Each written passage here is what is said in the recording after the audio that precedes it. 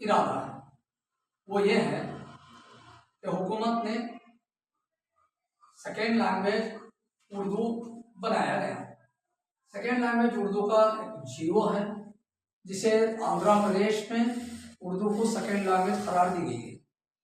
تو یہ اردو کی ترقی کے لیے حکومت نے بہت سارے کاروائیاں کرنا چاہیے۔ سب سے پہلے میں بات پر آؤں گا، اردو لائبریریز آندھرا پردیش میں جتنے لائبریریاں ہیں، یہ لائبریریوں میں جو کام چل رہا ہے، لائبریرینس آتے ہیں 2 گھنٹوں کے واسطے کھول دیے بند کر دیے چلا گئے، اس پہ کوئی آئے کوئی پڑھے کوئی نہیں پڑھے، یہ صحیح نہیں ہو رہا ہے، بیکار سا فضول حکومت کو یہ خرچ ہو رہا ہے۔ اس میں ہمارا مسلم ایکٹیویٹی کی طرف سے ہمارا ایک مشورہ ہے، یہ اردو لائبریری کو اردو اسکول میں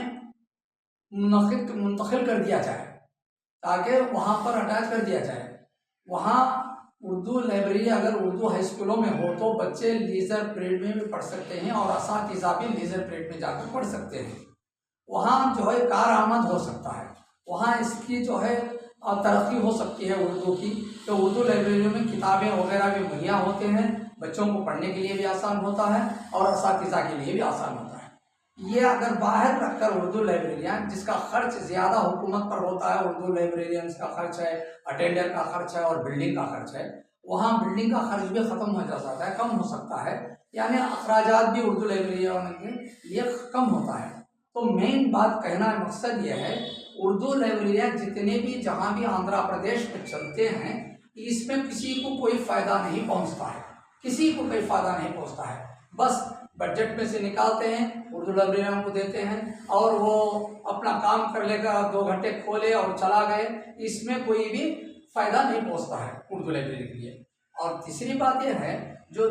اردو لائبریری بڑھانا ہے، جب ان کی تنخواہ کم ہوتی ہے تو وہ جو ہے کرنے کے لیے 1-2 گھنٹے نام کے واسطے آئے اور کام کے واسطے چلا گئے، یہ معاملہ ہوتا جاتا ہے۔ اس کے لیے جو ہے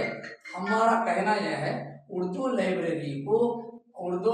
اسکول میں منتقل کر دیا جائے۔ اردو اکیڈمی سے اور اردو اکیڈمی چیئرمین صاحب سے ہماری عاجزانہ گزارش ہے کہ آپ سوچئے، اب آپ اپنی میٹنگ میں رکھیے، آپ سی ایم صاحب کے پاس اس کو رکھیے، اس بات کو رکھیے، رکھ کر اردو لائبریریوں کو لے جا کر اردو اسکول میں رکھ دیجیے۔ اور تیسری بات یہ ہے، اردو اکیڈمی میں جو اس سال بجٹ ہو رہا ہے، اس بجٹ میں بہت ساری بجٹ لینا ہے اور بہت سارے کارروائیں کرنا ہے، بچوں کے اسکالرشپ آنا ہے اور اردو سیمیناریں چلنا ہے اور اچھے سے اچھے و اعلیٰ پیمانے پر مشاعرے چلنا ہے اور اردو کے کتابوں کی اشیاء، جو کتابوں کی